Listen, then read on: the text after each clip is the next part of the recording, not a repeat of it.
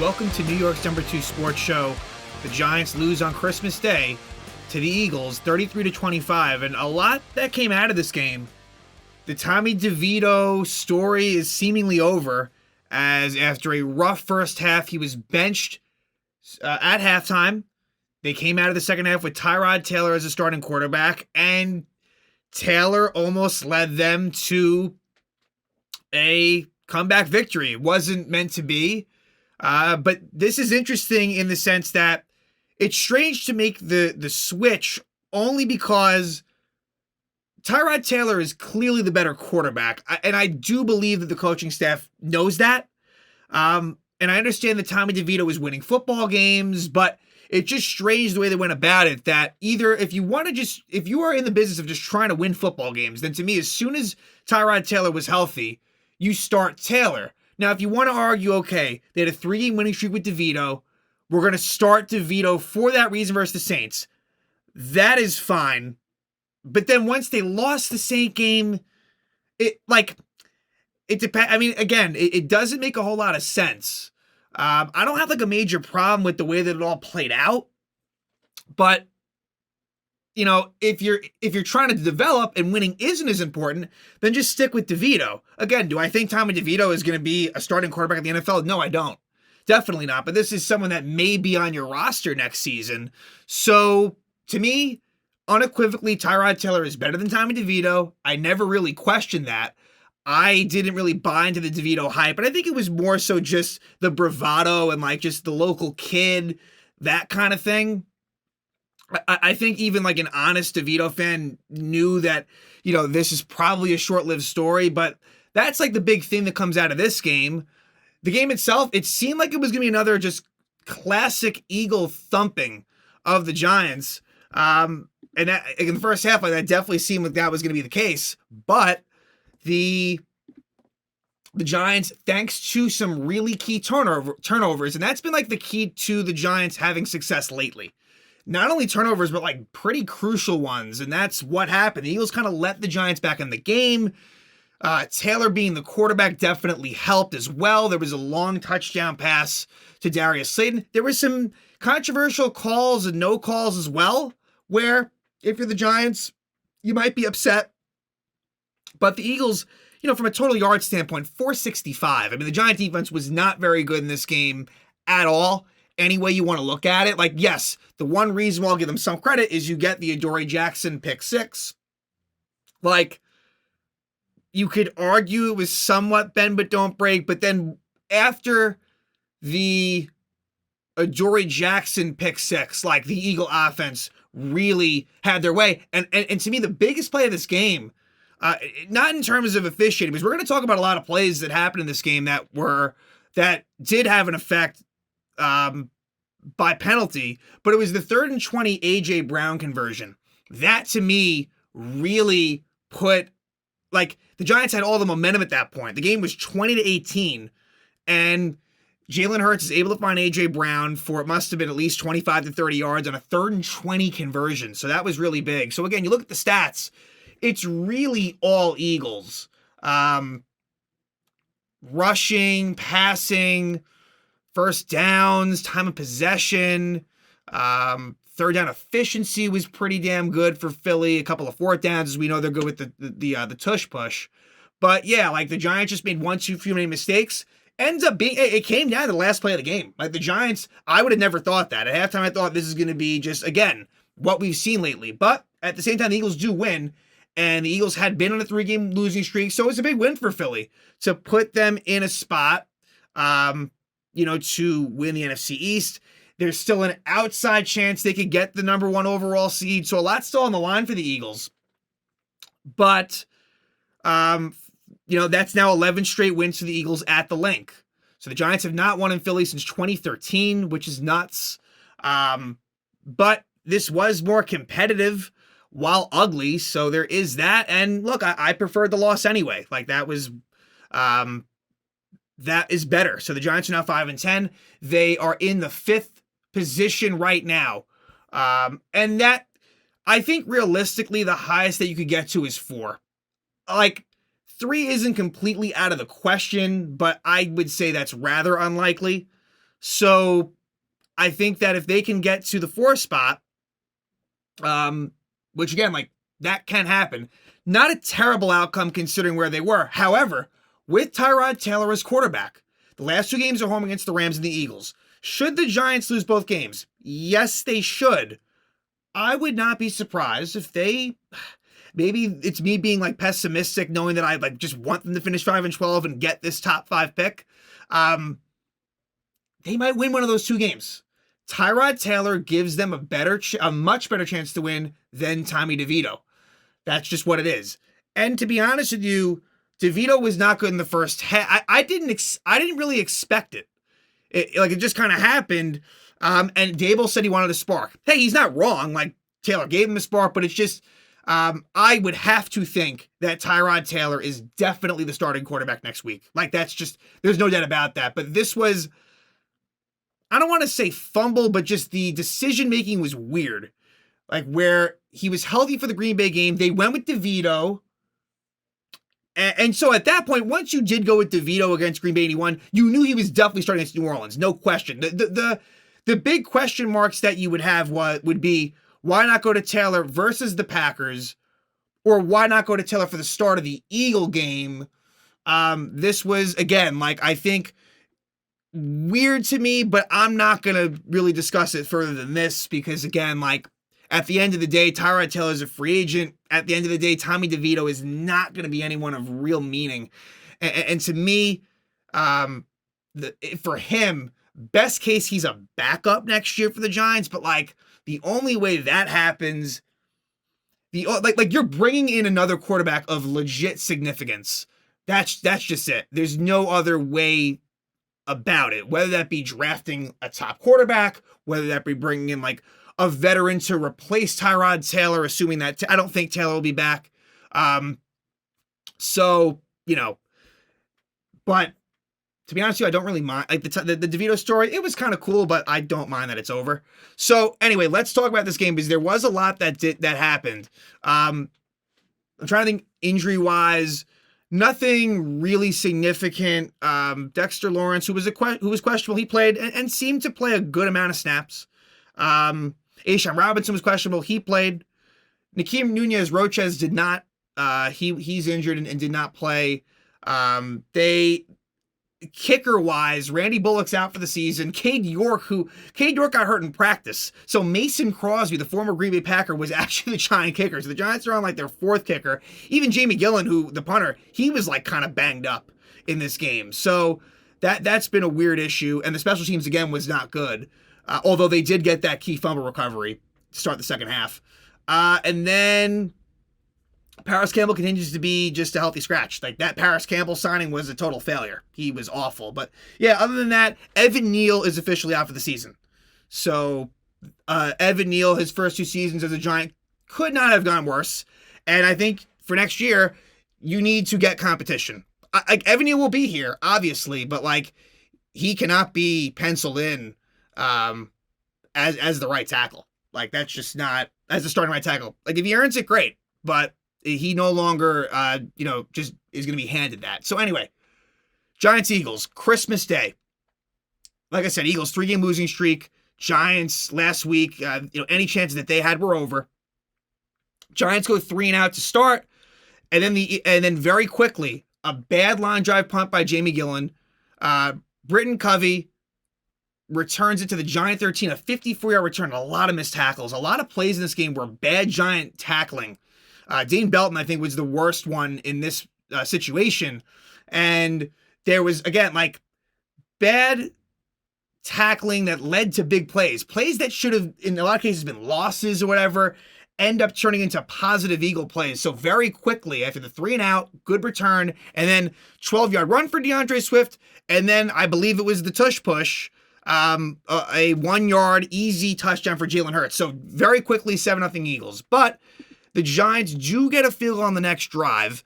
DeVito, the quarterback at this point, you get a first down for Daniel Bellinger.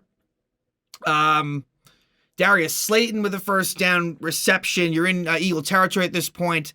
And eventually, Mason Crosby ends up hitting a 52-yard field goal that just kind of cleared it. Like, his leg is not great, and that was evident on kickoffs, which led to some interesting situations.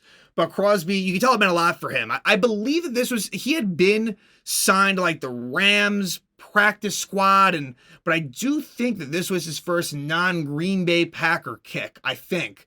And he had been the Packer kicker for a very, very long time. So that makes it 7-3. But then the Eagles have a long 18-play, 72-yard drive worth 8 minutes and 11 seconds that actually takes up half of the first quarter and goes into the beginning of the second quarter. Dallas Goedert was pretty heavily involved, I'd say, on this one. Goddard even getting a 6-yard catch on a 4th and 5, where Xavier McKinney was playing way too far off of Goddard. And the really crazy play, 3rd and 3 at the Giants 17, Jalen Hurts, it's a fucked up snap, and Hurts is able to corral it. And not only does he not lose the ball, he then runs and finds Calcaterra for a first down. And Cordell Flott and Adoree Jackson do a bad job of not at least holding it beyond the sticks, and it ends up being a first. So that was a crazy play. Then at the end of the first quarter, it looked as if DeAndre Swift may have had a touchdown where Dexter Lawrence tried to take him down for a loss, which eventually it ends up being a negative 2-yard play. But it seemed like he broke that and then got a touchdown, but the correct call was made. His knee was down, and so ultimately the Eagles settled for a field goal, a short field goal by Jake Elliott.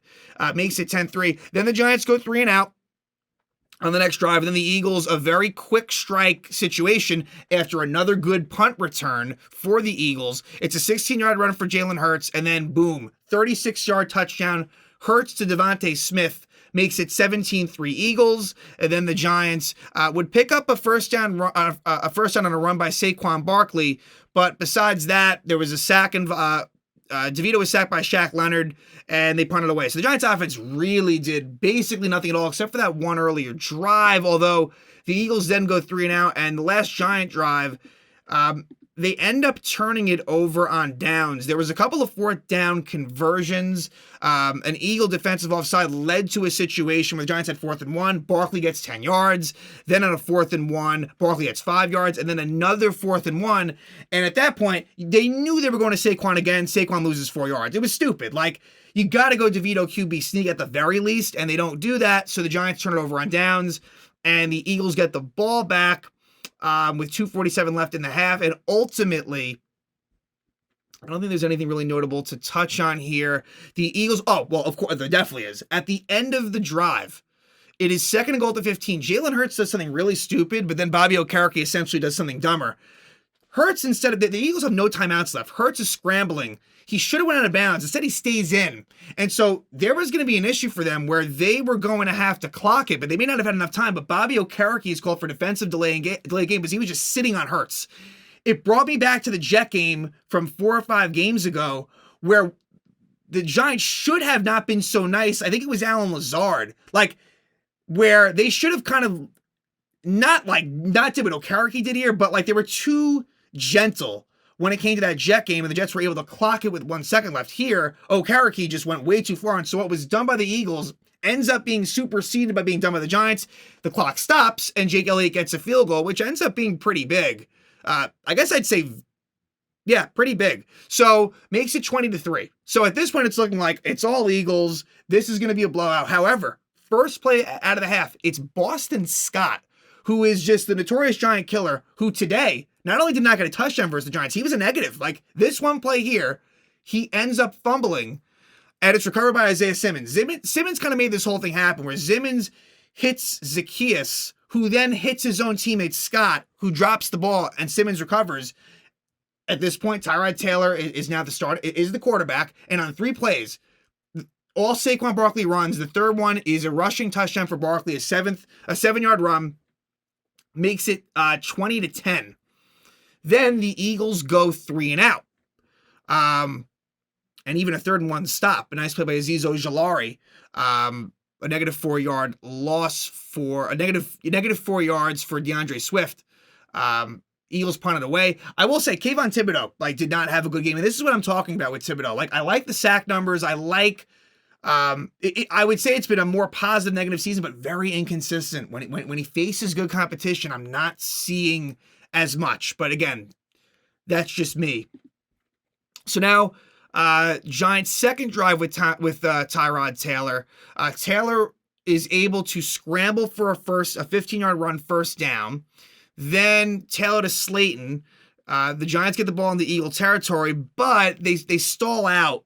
They were close to field goal range, and ultimately a pretty bad. The Giants were going to go for on 4th and 4 at the 45, and a really bad call. They called John Michael Schmitz for a false start, and that was just not a right call. And if they didn't call that, it would have been offside on the Eagles. So that's the thing there. Like, if you don't because the Eagles jumped off, that was not a good call at all. Schmitz to me did nothing wrong, but there you go. And so now the Giants punt.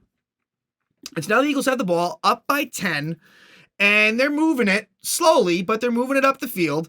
Calcaterra with the 12-yard reception, DeAndre Swift 13-yard run, A.J. Brown 14-yard catch, and eventually it gets to 1st and 10 at the Giant 18, but Mailata with a legal block above the waist. Then an incomplete pass to A.J. Brown sets up 2nd and 20 at the Giant 28. This is the last play. Oh, no, sorry. This is like one of the last plays of the third quarter. So the Eagles at this point, the game's getting closer, but the Eagles are still in control. And that all changes on this play. Adoree Jackson gets a pick six. 76-yard touchdown return for Adoree. A play where Dallas Goedert slips on his route. And because he does that, it allows Jackson to get it. He actually almost bobbled it.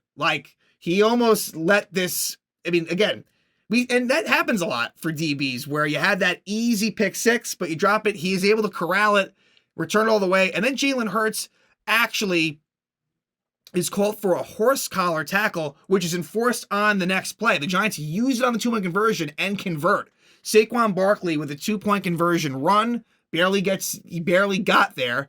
And so now it's 20-18. And this is what I was talking about before, where we go into the fourth quarter, and it's a big situation. There was a holding call on Lane Johnson.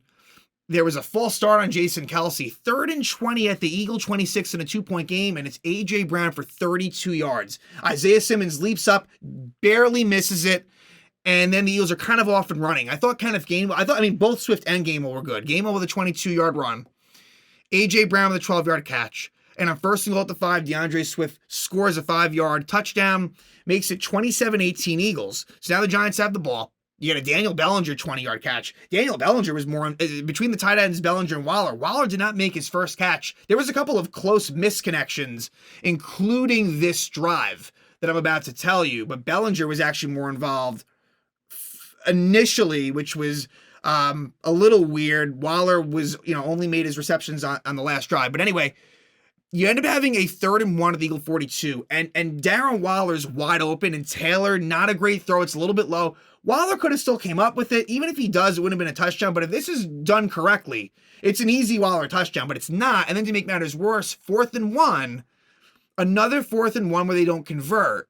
It was an incomplete pass from Taylor to Robinson, where I think it was Hassan Reddick who comes in free, pressuring Taylor. Just not a great play. The play calling was definitely a little bit spotty, to say the least, and the Giants turn it over on downs. So the Eagles have a short field to play with. They're able to make it work. A big Dallas Goedert 21-yard catch really puts them in position to do so, and Jake Elliott hits a 44-yard field goal to give the Eagles a 30-18 lead with only 6 minutes left. So you think, okay, probably unlikely the Giants come back. However, second play of this drive, Tyrod Taylor to Darius Slayton, a 69-yard touchdown pass, where he gets past Reed Blankenship, Slayton that is, and just bad defense by the Eagles.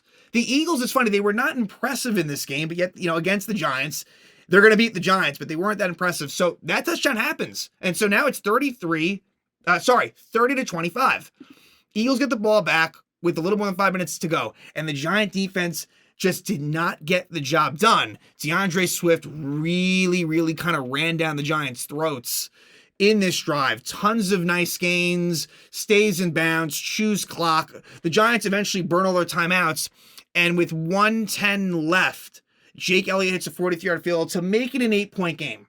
So now it's 33-25. Giants get the ball back with no timeouts left. On the first play, Hassan Reddick is called for roughing the passer. So that gives the Giants the ball at the 40-yard line. Couple of incomplete passes, but then Darren Waller finally makes his first catch of the night. It's a 12-yard catch to get it to Eagle territory.